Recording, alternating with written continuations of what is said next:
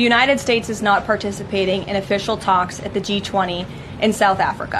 Donald Trump इस वक्त बहुत मुश्किलात का सामना कर रहा है, बड़ा फ्रस्ट्रेट हो गया है इस वक्त। लेकिन आपने एक पैटर्न नोटिस किया होगा, अब तो स्पष्ट हो गया है, प्रधानमंत्री कभी मिलना ही नहीं चाहते हैं ट्रंप के साथ। वो अमेरिका के आगे और प्रेसिडेंट ट्रंप की ईगो के आगे झुकने के लिए हरगिज तैयार नहीं है। G20 की इस मीटिंग में तो अमेरिका की तरफ से तो कोई नहीं जा रहा, इसलिए कह रहे हैं कि जी मोदी साहब जो इसको, अच्छा मोदी साहब के पहुंचने से पहले ही वहां पे उनकी इस्तकबाल की तैयारियां शुरू हो गई।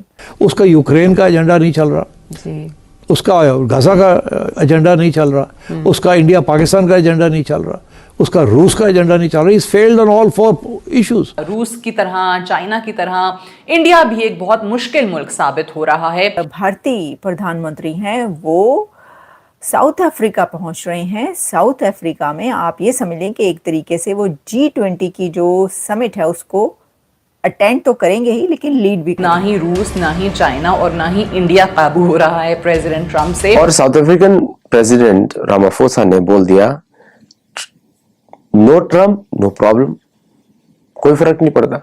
तीसरा महाज है इंडिया का, जहां से वो हासिल नहीं कर सके अभी तक जो वो चाहते। बड़ा फ्रस्ट्रेट हो गया है इस वक्त और अभी धमकियां देनी शुरू कर दी हैं उसने। मैं तो खुद आई वेरी सरप्राइज कि इतनी जल्दी धमकियां देनी शुरू कर दी है।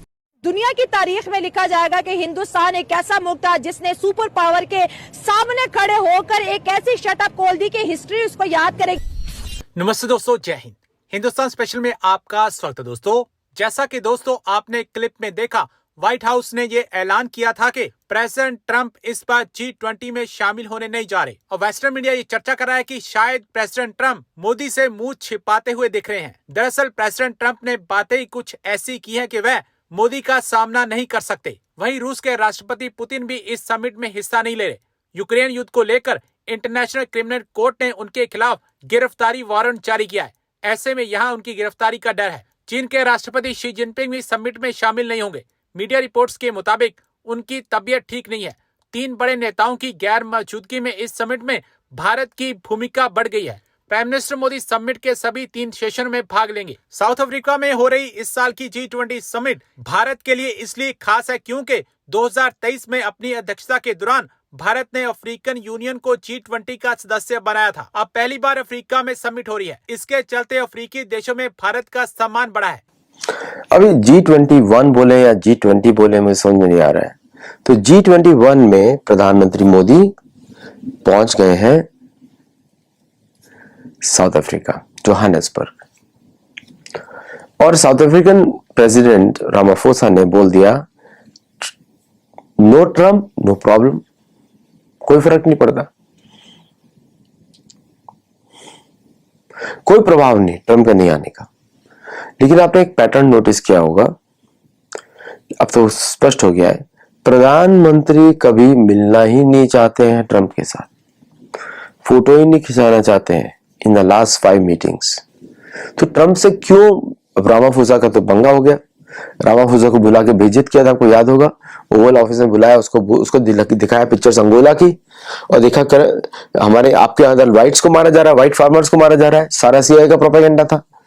मैक्सिको में जो पूरा उसको उखाड़ने की कोशिश करी, वो जूइश प्रेसिडेंट है, नेटिव्स के लिए काम कर रही है, तो चर्च ने जाके उखाड़ने की कोशिश करी। कैथोलिसिज्म चर्च ने, प्रोटेस्टेंट दोनों ने मिलकर किया। राइट विंग प्रोटेस्टेंट्स को बोलते हैं, लेफ्ट विंग डेमोक्रेट्स को बोलते हैं, मतलब कैथोलिक्स को बोलते हैं। कैथोलिसिज्म, प्रोटेस्टेंटिज्म राइट विंग है बोला जाता है आजकल Protestantism means right wing, Catholicism means left wing.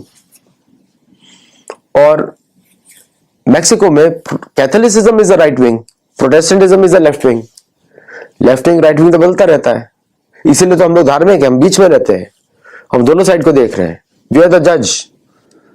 तो अब रामाफोसा को बुला के आपने अंगोला का दिखाया, उसको डांट लगा दी, उसको परेशान कर दिया। बोलते और आपने इग्नोर कर, अटेंड नहीं कर रहे हैं, न ट्रंप अटेंड कर रहे हैं, न पुतिन अटेंड कर रहे हैं, न चाइनीज अटेंड कर रहे हैं, क्योंकि पुतिन को मालूम है कि CIA के ऑब्जेक्टिव रहेंगे, वहां पे वो ऑपरेटिव रहेंगे।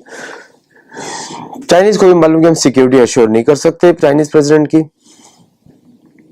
प्रधानमंत्री मोदी जा रहे हैं, और जो पहले अफवाह फैलाई थी कि चाइना में बचा लिया मोदी को ट्रंप की कार में डाल के, तो पुतिन की कार में डाल के, अब तो यहाँ पे पुतिन की कार नहीं है ना, यहाँ पे चाइनीज प्रेसिडेंट की कार है। तो यहां पे कौन सा गेम होगा? तो आप ये समझिए, भारतीय सुरक्षा एजेंसी बहुत शक्तिशाली है, बहुत ज्यादा शक्तिशाली है। अगर वो इतनी शक्तिशाली नहीं होती तो अमेरिकन सीखने आते भारत में जंगल वॉरफेयर। सोचिए, तो ये मिथ भी बस्ट हो गई। इधर भारतीय सुरक्षा एजेंसीज कैपेबल है एंड उनके पास रिसोर्सेज हैं।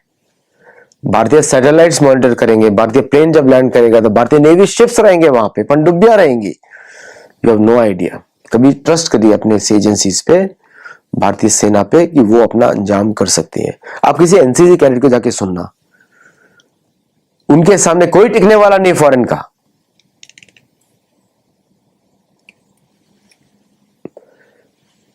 हाथी का भी शरीर बड़ा होता है, लेकिन टेक्निक से उसको पकड़ लिया जाता है। हिंदी है मैंने आपको। ओके, तो अब जाएंगे। अब एजेंडा क्या है? बड़ा सिंपल है।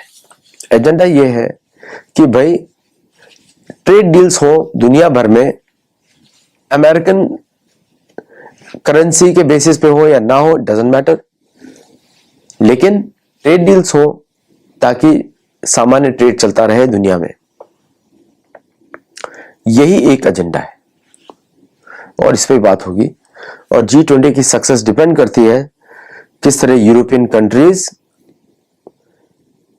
अब इंडिपेंडेंट डिसीजन लेना शुरू करें outside of United states influence या कोई और इन्फ्लुएंस से। तो अमेरिका की इन्फ्लुएंस डेफिनेटली रहेगा थ्रू लोअर रिप्रेजेंटेशन, लेकिन अब वो पुराना वाला समय नहीं है। अब अमेरिका की economy is not the same like before. तीसरा महाज है इंडिया का, जहां से वो हासिल नहीं कर सके अभी तक जो वो चाहते हैं, यानी कि इंडिया को मजबूर कर दिया जाए कि वो रूस से तेल की खरीदारी बंद कर दे और इंडिया के साथ भी ऐसा ही कोई तिजारती मुआहदा हो, कोई ट्रेड डील हो जिससे जो अमरीकी प्रोडक्ट्स हैं उनको ज़्यादा मार्केट तक रसाई मिल सके इंडिया के अंदर और उससे अमरीकी इकोनॉमी को फ़ायदा हो। वहाँ की अगर बात की जाए तो वहाँ पे भी फिलहाल इंडिया ऐसे लगता है कि जी हीले बहाने ज़रूर बना रहा है और प्रेसिडेंट ट्रंप ये बार बार अनाउंस भी कर देते हैं कि जी इंडिया मान गया है, या उनके प्राइम मिनिस्टर मोदी जो हैं वो अग्री कर गए हैं कि तेल की ख़रीदारी इस साल के आखिर तक कम कर देंगे रशिया से और फिर इसको आहिस्ता आहिस्ता बंद कर दिया जाएगा।